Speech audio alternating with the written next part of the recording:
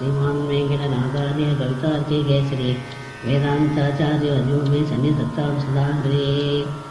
नमः पन्नगनर्दाय वैकुण्ठवशवर्तिने सिद्धसिन्धुशितोत्पादमन्दराय गुरुकृते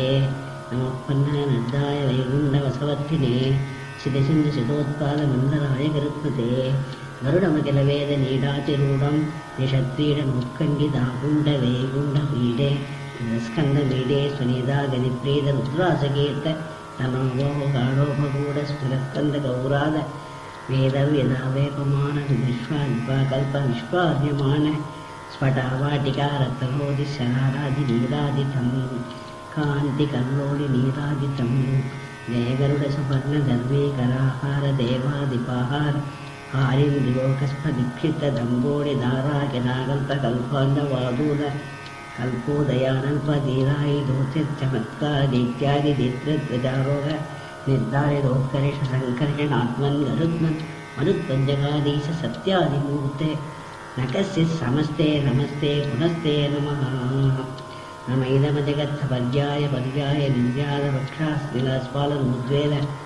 पातोति वीतीतपेडा कथागाधपाताळवङ्कार संस्कृतनागेन्द्र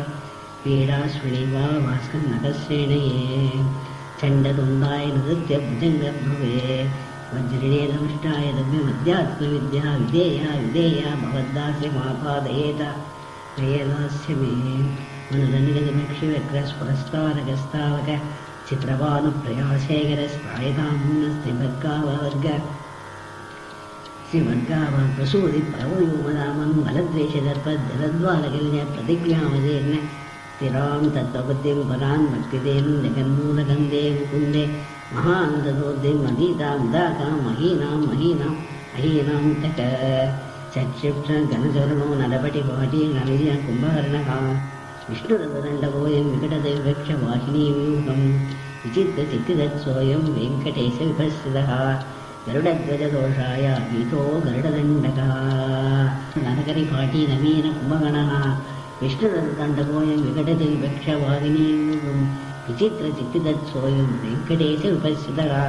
गरुडध्वजदोषाय गीतो गरुडदण्डकः कवितार्किकसम्माय कल्याणगुणशालिने श्रीमते वेङ्कटेशाय वेदान्तगुरवे नमः।